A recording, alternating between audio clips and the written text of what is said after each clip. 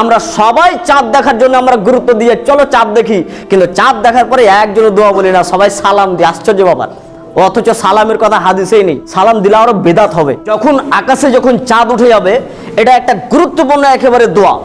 এই দোয়াটা অধিকাংশ মানুষ মুখস্থ নেই, কাজে আপনারা যে কোনো মূল্যে এই দোয়াটা মুখস্থ করার চেষ্টা করেন। দেখেন আল্লাহ রাসূল বলছেন, যখন তোমরা চাঁদ দেখবে তখন তোমরা বলবে আল্লাহুম্মা আহিল্লাহু আলাইনা বিল আমনি ওয়াল ঈমানি ওয়াস সালামাতি ওয়াল ইসলামি ওয়াত তাওফিকি লিমা তুহিব্বু ওয়া তারদা রব্বুনা ওয়া রব্বুকাল্লাহ।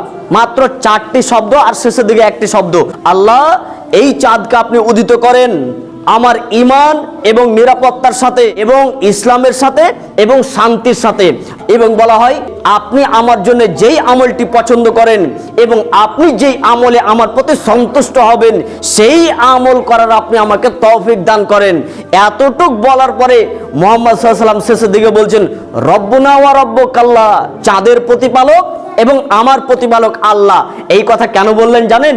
চাঁদকে দেখে দোয়া করলাম মানে চাঁদ কিন্তু আমাকে নিরাপত্তা দিতে পারে না।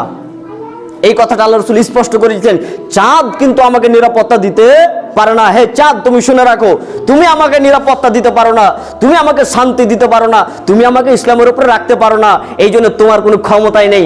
আল্লাহ রাসূল বলছেন, তোমাকে দেখে আমি এই দোয়াটা বলছি মানে আমি আল্লাহকে বলছি তুমি যতদিন উঠে থাকবা ততদিন পর্যন্ত যেন আমার ঈমানের সাথে, আমার ইসলামের সাথে, আমার নিরাপত্তার সাথে এবং শান্তির সঙ্গে এই তুমি যতদিন থাকবা ততদিন যেন আল্লাহ আমাকে রাখে। চাঁদ উঠলে যদি এই দোয়াটা তোমরা যদি বলো, তাহলে 1 মাসের জন্য তুমি 4টা 5টা জিনিস তুমি একেবারে আল্লাহর কাছে দোয়া করে নিলা।